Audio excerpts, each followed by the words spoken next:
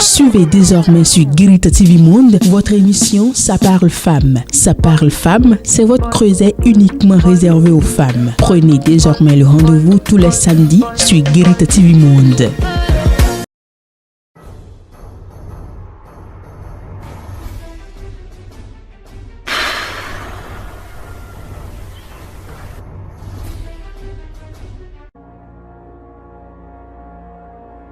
Mardi 31 mai 2022, bonjour à toutes et à tous, bienvenue dans Tour d'Horizon. Voici pour vous la toute première rubrique de cette émission, le bulletin d'information. Les écureuils du Bénin vont affronter ce samedi 4 juin 2022 les Lions de la Teranga du Sénégal dans le cadre des éliminatoires de la CAN Côte d'Ivoire 2023. Interrogés par une équipe de notre rédaction, les citoyens de la ville de Porte-Novo nous livrent le pronostic.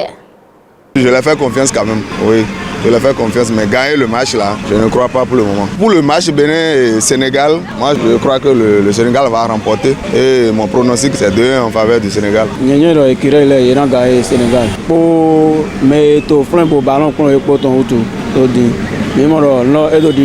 Donc Iran gagne Sénégal. Iran au Sénégal fait 2-0. Nous n'avons pas l'expérience du Sénégal, nous ne sommes pas à la hauteur du Sénégal, nous ne voilons pas la face, mais je dis, sur cette liste, vu l'enjeu, moi personnellement, je félicite Moussa Latondi pour le travail. Il ne pouvait pas changer la liste et faire avec des jeunes autrement. Non, ne me dites pas qu'il va faire appel à rien que des jeunes. Non, ne pensez pas que voilà, lorsque on ira au Sénégal et perdre, que voilà, ça veut dire que Moussa Latondi n'a pas fait un beau travail. Non, attention, c'est deux choses incomparables. Il ne faut pas tirer déjà sur Moussa Latondi lorsqu'on va peut-être aller perdre face au Sénégal. Non, ce qu'il faut faire aujourd'hui, c'est que nous allons prier Moussa Latondi de limiter les dégâts face aux Sénégalais.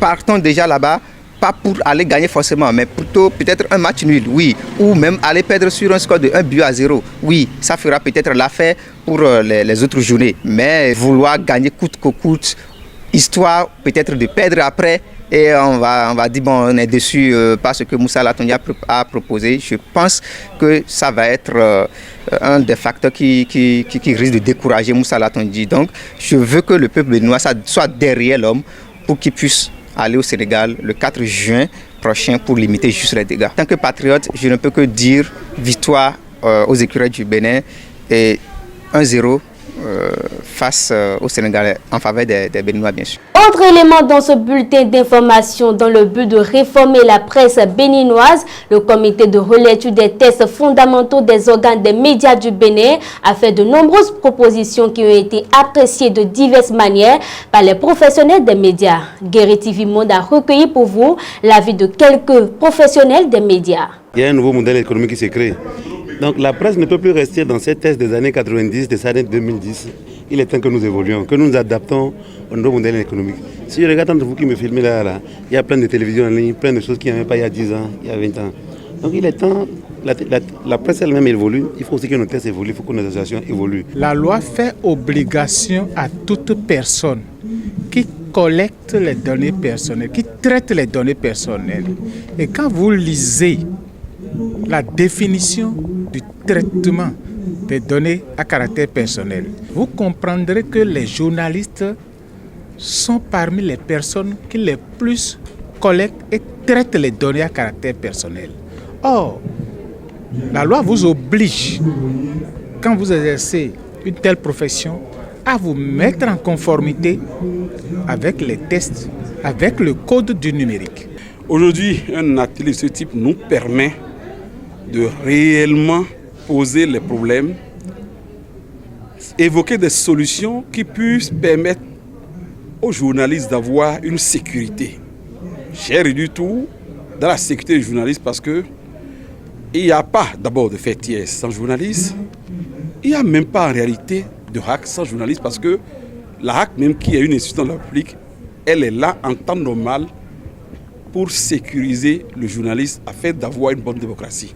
Je considère que ce qui se fait là est très important. Je considère que ce qui se fait là est utile et que tous ceux qui ont été invités ont qualité pour apporter les amendements qu'il faut. Mon espoir, c'est qu'effectivement, à la fin de cette journée de réflexion, qu'on puisse faire les amendements qu'il faut et que ceux qui sont chargés de les intégrer dans les nouveaux textes puissent le faire afin que la profession aille de l'avant. Le plus important, c'est que la profession brille. C'est tout pour cette session d'information. Après la tournée gouvernementale, nous voici dans la tournée de l'opposition. C'est l'intitulé de la chronique de Mas Gaspard Adjamossi. Suivons plutôt. Après la tournée gouvernementale, nous voici dans la tournée de l'opposition. Le gouvernement a initié il y a quelques semaines une tournée nationale. Cette tournée nationale a permis aux différentes délégations d'expliquer aux populations les véritables raisons de la cherté de la vie et les mesures prises pour atténuer la souffrance des Béninois. Quelques jours après cette tournée nationale du gouvernement, l'aile de l'opposition incarnée par le parti Les Démocrates a aussi entamé une tournée nationale. Prenant ainsi leur bâton de pèlerin, les délégations de l'opposition entretiennent les populations sur la situation sociopolitique nationale. À contrario des délégations gouvernementales qui ont, dit-elle, désintoxiqué l'opinion et expliqué les raisons profondes de la situation liée à la cherté de la vie, les délégations du parti Les Démocrates ne passent pas par 4 chemins pour démonter les arguments du pouvoir en place et imputer à l'exécutif les responsabilités de la crise actuelle. Les objectifs de cette tournée du parti Les Démocrates de l'opposition sont multiples. Battre le rappel des troupes, doper le moral des militants, remobiliser les structures décentralisées du parti, etc.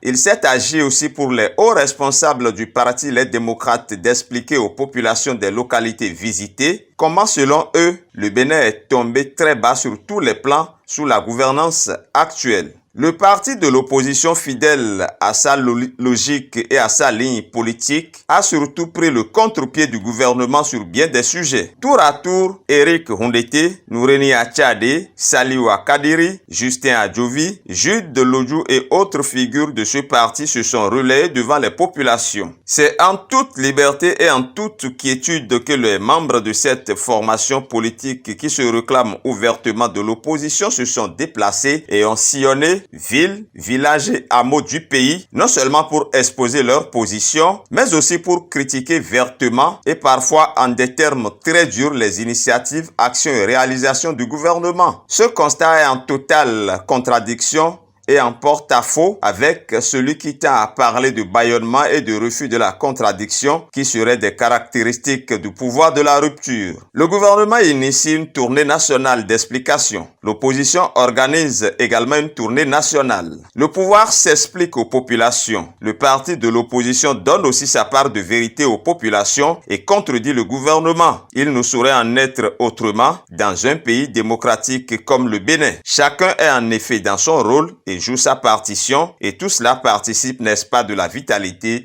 de la démocratie béninoise. Merci à vous, Mas Gaspard Adjamossi. Mesdames et messieurs, suivez à présent la pub.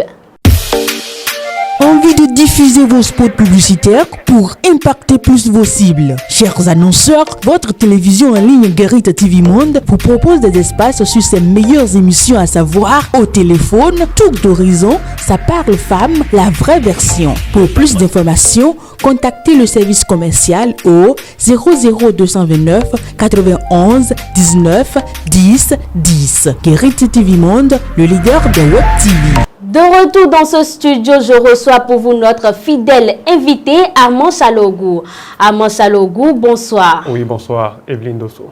Dans le forum de discussion aujourd'hui, nous parlerons d'un sujet assez tragique. Un étudiant a égorgé un enfant de 6 ans à Natitengou. Armand Salogou, est-ce le renouvellement de la scène Kenessi? Oui, merci Evelyne Dossou. Je pense que la nouvelle fait depuis quelques heures le tour des réseaux sociaux. Un enfant de 6 ans qui a été égorgé par un étudiant. Vous avez demandé si c'est donc le renouvellement du phénomène Kenessi. Je pense qu'on peut tenter de le dire parce que vous savez, il y a 3 ans, 4 ans et même 5 ans, on assistait régulièrement à ces genres de scènes crapuleuses, ces scènes ignobles et dramatiques, mais le gouvernement en place, le gouvernement de Patrice Talon a déclenché une guerre contre la cybercriminalité qui est donc alimentée par ces pratiques, et ce qui fait que nous avons donc constaté que le phénomène a pris de recul. Mais force est de constater que ces derniers jours, on entend parler de drame par-ci, de drame par-là, mais le dernier en date, je veux parler de cet enfant qui a été donc sacrifié selon ce que nous avons appris au Vodou au Tennessee. On se demande vraiment si le phénomène à la carapace dure et veut encore regagner du terrain. Amon Salogou, ne pensez-vous pas que cela pourrait porter atteinte à la politique du gouvernement de faire révéler le Bénin à travers le Vodou?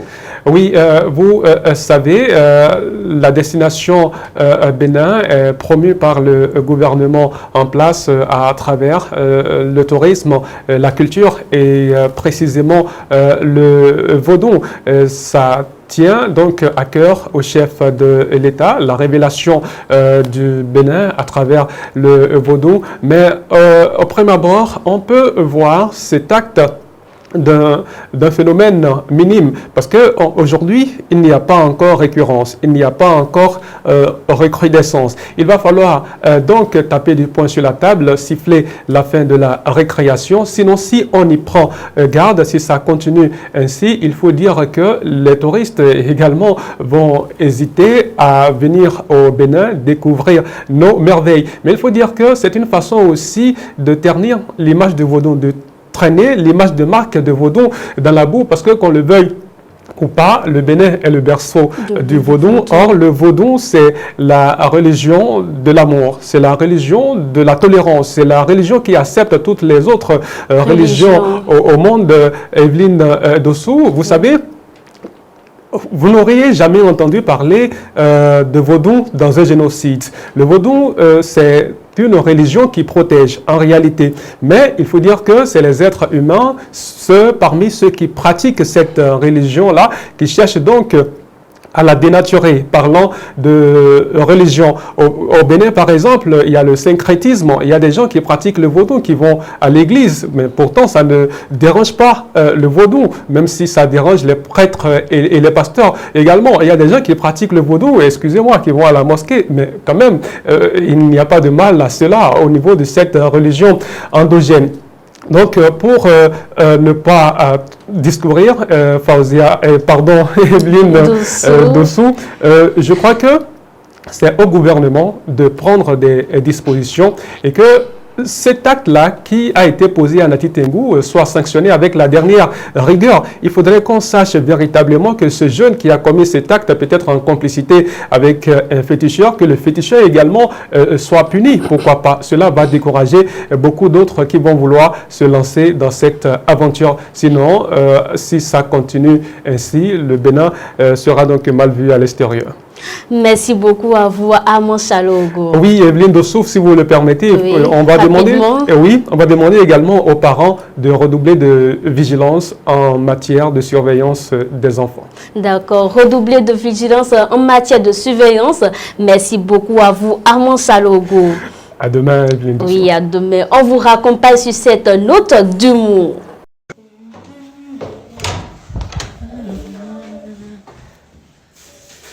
Je m'en vais en boîte de nuit avec des amis. Je reviens dimanche soir. Une espèce de gros bâtard comme ça. Oh, mon amour. Je t'aime aussi. Je t'adore, bébé. Et c'est sur cette note d'humour que nous mettons un terme à cette émission. Merci de nous avoir suivis. Le bulletin d'information, la chronique du jour, le forum de discussion, ce sont là les rubriques que vous avez suivies sur Tour d'Horizon. Merci à vous pour votre aimable attention et à demain.